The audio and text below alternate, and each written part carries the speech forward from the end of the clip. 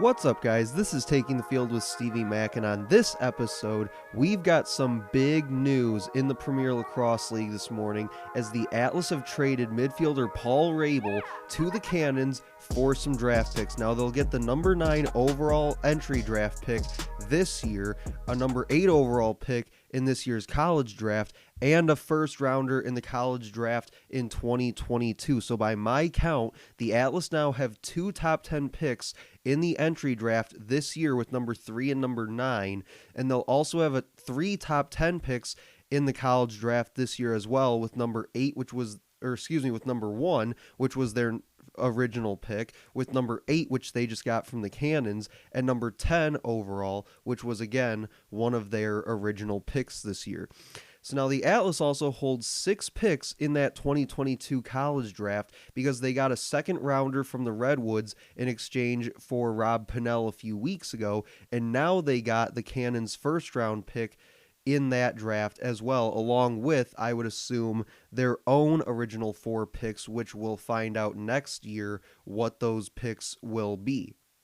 But another thing to take note of here real quick is that the Atlas also sent the Cannons their original first round entry pick, which was number 6. So if you remember, after that Pennell trade a few weeks ago, they had number 3 from the Redwoods, and they also had their original pick of number 6. That 6th pick is now gone. The Cannons now own it, but the Atlas still hold number 3 and number 9 in that entry draft, that loaded entry draft of those MLL players that are now in the PLL player pool. So really, the Atlas can still get a couple really solid players with those picks, and I believe, I looked at it before recording this episode, I believe they also hold number 14 possibly, or number 16, one of the two. I can't really remember off the top of my head there, but so they do have several picks within the first 15, 16 picks of that entry draft as well.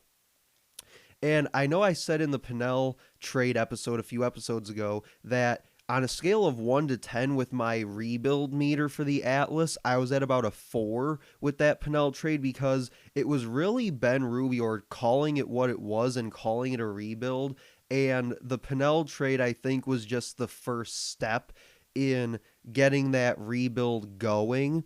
And now I think that with the Rabil trade, it puts me at about an 8 or a 9. I'm leaning more towards a 9 on this one out of 10 on the rebuild meter, because I think if you had done something completely drastic and traded that number 1 overall pick, like I've mentioned on past episodes, to a team like the Chaos who are loaded with draft capital, then I think for me that would have put the rebuild meter, at about a 12 on that one. But with this Rabil trade now, between those two that they've pulled off, I'm at about a 9 right now with it, which is a really good place to be at, I think, going into the entry draft and the collegiate draft here in the next few months. But like I said, it's really just Ben Ruby calling it what it is and essentially just going for it here in 21. He's not waiting till 2022 to get it done and really get this rebuild to where he wants it to be.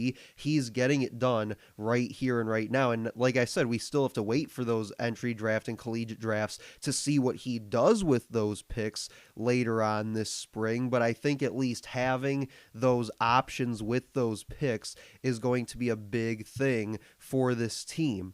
And I think one of the biggest things that it does for this Atlas roster as a whole is that they've gotten younger with these trades, because Pennell is 31 and on the last year of his deal that he got, that 2-year deal when he came in through the entry draft last spring. And he's a guy that the Atlas probably at that age and at that stage in his career probably weren't going to re-sign him going into his age 33 season in 2022.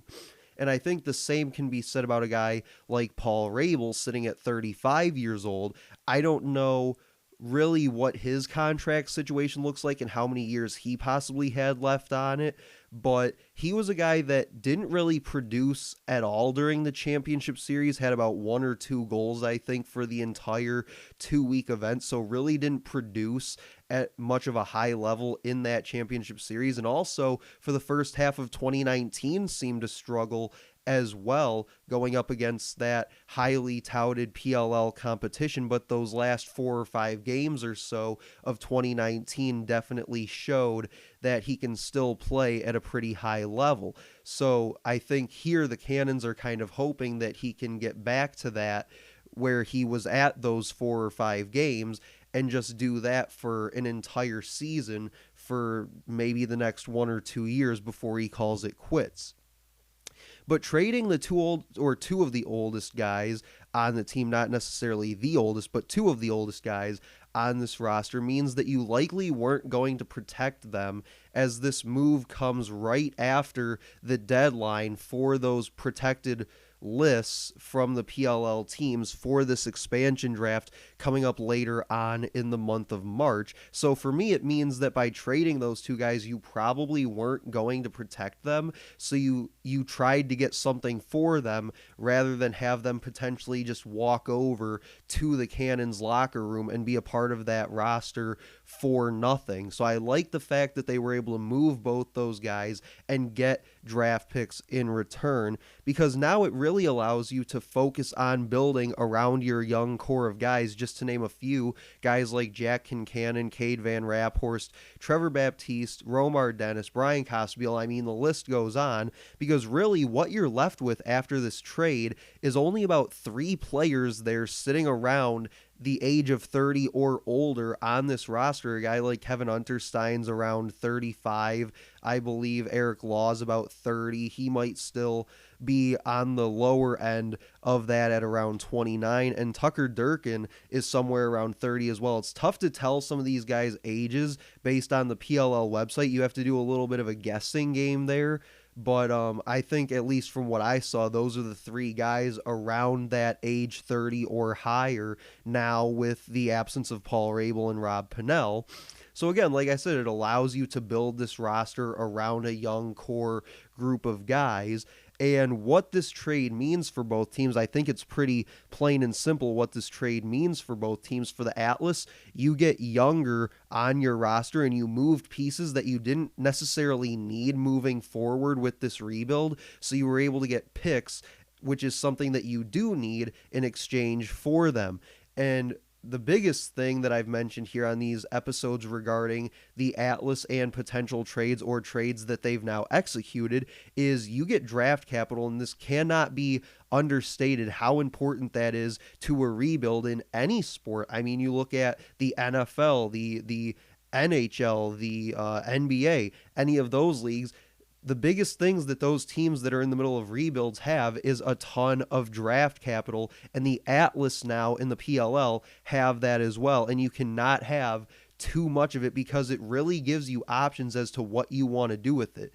Do you want to use that number 1 pick to go get a guy like Michael Sowers? What are you going to do now with that number 8 pick, that number 10 pick, and number 17, I believe it is, that they have overall, that 3rd round pick that they have? What do you want to do with those picks? Do you want to use them? Do you want to package them to make a trade somewhere else and do something with whatever you get in return? So having those picks definitely gives you lots and lots of options to be able to play around with some different things, and that can only help this Atlas rebuild. And I think as Atlas fans, we can get excited about the rebuild now, because you were able to get something for Rob Pennell. You were able to get something for Paul Rabil. You can get younger with this team and be excited about what this team will look like going into 2021, but also next year. As I said, they have those 6 picks in the college draft next year. You can also get excited about what they'll look like in 2022 and beyond as well. And I think for the Cannons and Paul Rabil specifically, what you get out of this is pretty simple. And I think for a lot of lacrosse fans, you can be happy about this. The Cannons get their first rostered player ahead of that entry draft here on March 11th, where Lyle Thompson's probably going to be the number 1 pick there. So you can be excited about seeing those two play together and the team that they'll now be able to build around guys like that. But also for Paul himself, he gets to finish his career on the team where it all started as a pro with the Cannons. So that'll do it for this episode of Taking the Field with Stevie Mack. Make sure to like, comment, and share on this post. Let me know what you guys think about this trade with Paul Rabil to the Cannons and what the Atlas got in return for him. I think it is interesting. One quick thing, though, is that the Atlas were able to get a lot more in this trade for Paul Rabil than what they got a few weeks ago for Rob Pannell. So that's something that I think is interesting to take away from this whole thing.